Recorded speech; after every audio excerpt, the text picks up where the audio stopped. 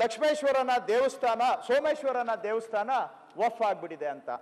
ಆ survey number ಅಲ್ಲಿ 57 ಎಕರೆ ಜಮೀನಿದೆ. ಯಾವ ಸರ್ವೆ ನಂಬರ್ ಅಲ್ಲಿ? ಸರ್ವೆ ನಂಬರ್ 220 ಪಡಗಾನೂರು ಗ್ರಾಮ. ಇಲ್ಲಿ ಪ್ರಾಬ್ಲಮ್ಮೇ ಇಲ್ಲ. ಅಲ್ಲಿ ದಯವಿಟ್ಟು ತಾಳ್ಮೆ ಅಧ್ಯಕ್ಷರೇ, ಇಲ್ಲ ಅಲ್ಲ, ದಯವಿಟ್ಟು ಅರ್ಥ ಮಾಡ್ಕೊಂಡ್ರೆ ಅವರು ಗೊತ್ತಾಗುತ್ತೆ. ಗೊಂದಲ ಮಾಡ್ಕೋಬೇಕು, ಅವ್ರನ್ನ ಗೊಂದಲನೇ.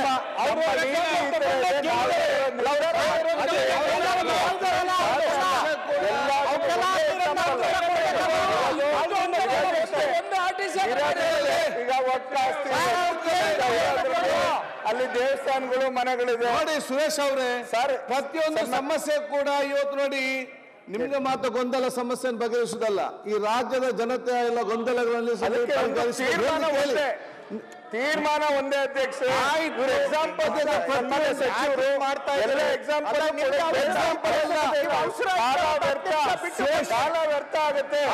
ಎಕ್ಸಾಂಪಲ್ ಮಾಡಿ ಕಾಲ ವ್ಯರ್ಥ ಮಾಡ್ಕೊಳಕ್ ಹೋಗ್ಬೇಡಿ. ನೀವು ಕೂತ್ಕೊಳ್ಳಿ. ಅಲ್ಲ, ಚಿಕ್ಕಮ್ಮನ ದೇವಸ್ಥಾನ ನಾವು ಪಾಣಿನಲ್ಲಿ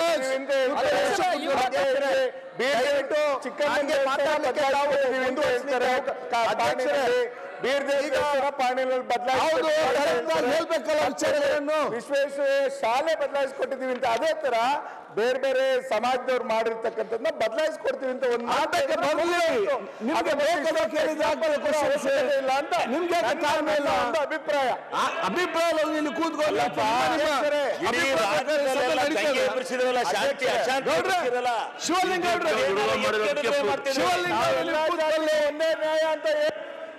ಶಿವಲಿಂಗ ಅವರು ಕೂತ್ಕೊಳ್ಳಿ. ಅಧ್ಯಕ್ಷರೇ, ಏನಾಗಿದೆ ಇವತ್ತಿನ ಕಾಲದಲ್ಲಿ ಸತ್ಯ ಸಂಗತಿ ಹರಡೋದು ಬಹಳ ಕಷ್ಟ ಆಗ್ಬಿಟ್ಟಿದೆ.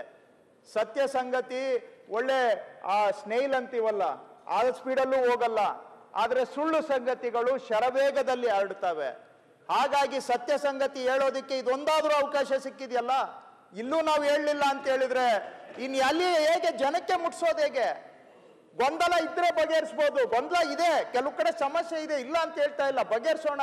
ಆದ್ರೆ ಇಲ್ಲದೆ ಇರೋದನ್ನ ಗೊಂದಲ ಮಾಡಿದ್ರೆ ಅದನ್ನ ಸ್ಪಷ್ಟೀಕರಣ ಆದ್ರೂ ಮಾಡ್ಬೇಕಲ್ಲ. ಈ ಪಡಗಾನೂರು ಸರ್ವೆ ನಂಬರ್ 220ರಲ್ಲಿ 57 ಎಕರೆ ಜಾಗ ಇದೆ. 57 ಎಕರೆಯಲ್ಲಿ ವಫ್ಗೆ ಇರೋದು ಎಷ್ಟು? ಬರೀ 2 ಎಕರೆ.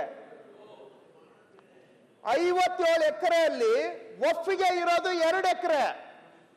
ಇನ್ನು ಉಳಿದ ಜಮೀನಲ್ಲಿ 18 ಜನ ರೈತರಿದ್ದಾರೆ. ಅಲ್ಲಿ ಸೋಮೇಶ್ವರ ದೇವಸ್ಥಾನ ಇದೆ.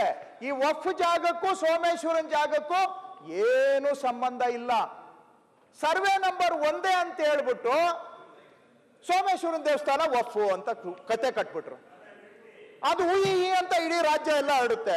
ರಾಜ್ಯ ಏನು ಡೆಲ್ಲಿಗೂ ಹೋಗ್ಬಿಟ್ಟಿರುತ್ತೆ 1 ನಿಮಿಷದಲ್ಲಿ. ಆ ಡೆಲ್ಲಿಯಲ್ಲಿ ಅವರು ಏನು ಇಲ್ಲದ್ರ ಅವತ್ತಿಗೆ ಯತ್ನಾಳ್ ಬಂದಿಲ್ಲ.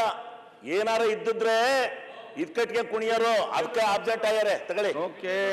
ಅಲ್ಲಿ ಹಾಗಾಗಿ ಅಧ್ಯಕ್ಷರೇ, ಈ ಸೋಮೇಶ್ವರ ದೇವಸ್ಥಾನ ಇರೋದು ಬೇರೆ ಜಾಗ, ವಫ್ಗೆ ಇರೋದು 2 ಎಕರೆ ಮಾತ್ರ ಆ ಜಾಗದಲ್ಲಿ. ಇನ್ನೊಂದು ಕತೆ ಏನು, ವಿಜಯಪುರದಲ್ಲಿ ಪೊಲೀಸ್ ಕ್ವಾರ್ಟರ್ಸ್ ಇರೋದೇ ವಫ್ ಅಂತ ಹೇಳ್ಬಿಟ್ರು.